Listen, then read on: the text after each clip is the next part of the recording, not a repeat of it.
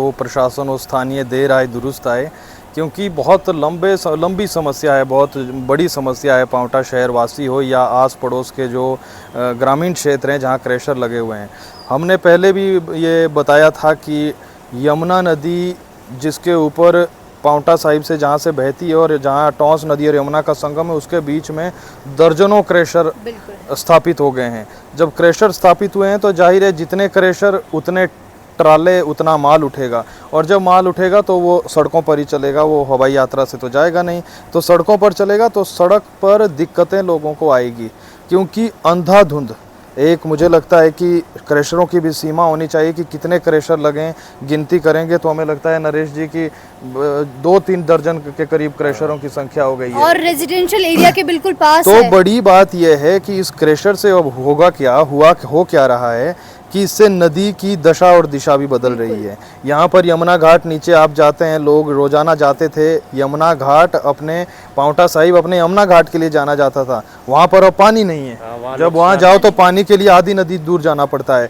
तो अगर यही समस्या रही, इसी तरीके से हालात रहे, तो समस्या विकराल रूप धारण करेगी, और हो सकता है कि यमुना नदी का जल स्तर बीते 2 दशकों में हमने देखा है बहुत कम हुआ है, टॉन्स नदी का कम हुआ है। तो ऐसे में ना केवल कैसे इन ट्रकों को चलाया जाए इस पर बात होनी चाहिए, बल्कि बात ये भी होनी चाहिए कि क्रशरों की संख्या को भी सीमित किया जाए।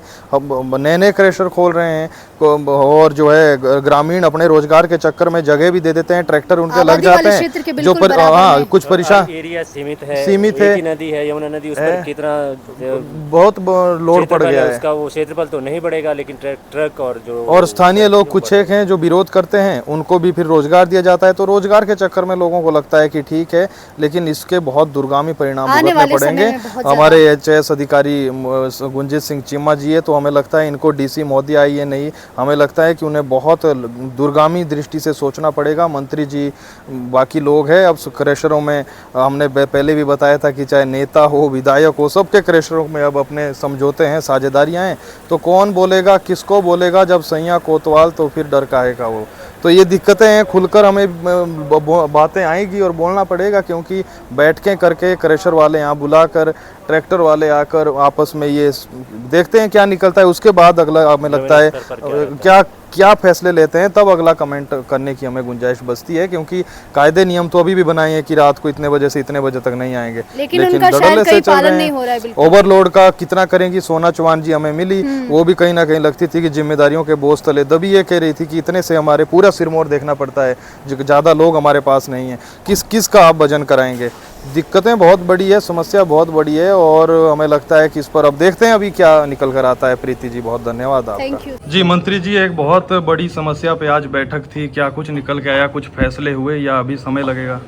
आज जो है पांवटा एसडीएम ऑफिस में, जो पांवटा में ट्रैफिक कंजेशन की प्रॉब्लम है, माइनिंग की जो बड़ी बड़ी गाड़ियाँ आती हैं उसकी वजह से समस्या हो रही है, और लोगों में इसमें बड़ी रिजेंटमेंट भी थी। और जब 1 हफ्ते पहले मैं आया तो मुझे लोगों ने कहा कि इस समस्या का समाधान करने के लिए आज मैंने मीटिंग बुलाई, जिसमें पांवटा के माननीय विधायक श्री सुखराम चौधरी जी भी शामिल हुए हैं, एडमिनिस्ट्रेशन के सभी लोग हैं, और पुलिस के भी सभी लोग उपस्थित थे, हमारे एमसी म्यूनिसिपल कमेटी के अध्यक्ष, उपाध्यक्ष और काउंसलर, और बहुत सारे हमारे जो किसान मोर्चे के लोग हैं और अलग अलग क्षेत्रों के जो लोग हैं, उन्होंने आज विस्तृत रूप से इस ट्रैफिक कंजेशन को, जिसकी वजह से नॉइज़ पॉल्यूशन है, एयर पॉल्यूशन हो रहा है, उसके बारे में विस्तृत रूप से सभी लोगों ने एक जानकारी दी है, और वे आउट्स उन्होंने प्लान किए हैं।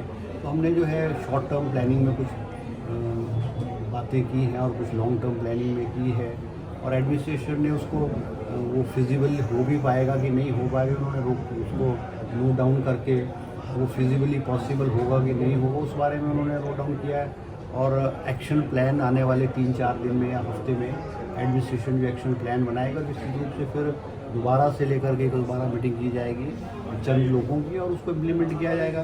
क्योंकि हमारे यहाँ जो माइनिंग है, पांवटा विधानसभा क्षेत्र में यमुना के किनारे बहुत सारी माइंस हैं, क्रशर्स हैं, तो 25 से 30 क्रशर्स हैं, और ज़िला सिरमौर में हमको लगभग कोई 54 करोड़ रुपए रॉयल्टी के रूप में माइनिंग से भी आता है, क्योंकि इनकम को अर्जित करना भी सरकार की प्राथमिकता है, और साथ ही साथ लोगों की भावनाओं का ख्याल भी रखने हम लोग की आवश्यकता है, ताकि उनको लोगों को असुविधा ना हो। तो एक बीच का बैलेंस बनाने के लिए आज मीटिंग की गई है। जैसे बहुत सारे लोगों ने सजेशन दिया है कि वन वे ट्रैफिक किया जाए, एक साइड से खाली गाड़ी आए और दूसरी साइड से भरी हुई आए। बांगरन पुल कोई भी जो है उसको गिरी के माध्यम से जो है एक टेम्परेरी रोड बना करके बांगरन पुल को बाईपास किया जाए। इस तरह के बहुत सारे सजेशन जो है एडमिनिस्ट्रेशन को दिए हैं और हम उस पर जो है बहुत सीरियसली और गहनता जो विचार करेंगे और उसको इम्प्लीमेंट करेंगे। एक बहुत बड़ी दिक्कत सर, जो स्थानीय लोग हैं, जो क्रशरों के नज़दीक के जो स्थानीय लोग हैं, वो समस्या उठाते हैं कई दफ़ा कि उनकी पानी की पाइपलाइन क्षतिग्रस्त हो आज गई जो है देखो, आज कुछ शिवपुर पंचायत और कई पंचायतों के लोगों ने पानी की समस्या को भी कहा है। उन्होंने कहा कि जो क्रशर के मालिक हैं या लीज एरिया वाले हैं, उन्होंने जो है सोर्सेज को डैमेज किया है। मैंने एक्शन आईपीएच और माइनिंग अफसर को वो कंप्लेंट फॉरवर्ड की और कहा है सुटेबल एक्शन तुरंत लिया जाए। अगर किसी भी क्रशर मालिक ने और पानी की स्कीम को डैमेज किया है, हम उसे क्रशर को माइन को बंद भी करेंगे और उससे जो है पैसे की रिकवरी भी करेंगे, ताकि जो है पानी की स्कीम जो सुचारू रूप से चलती रहे और डैमेज ना हो।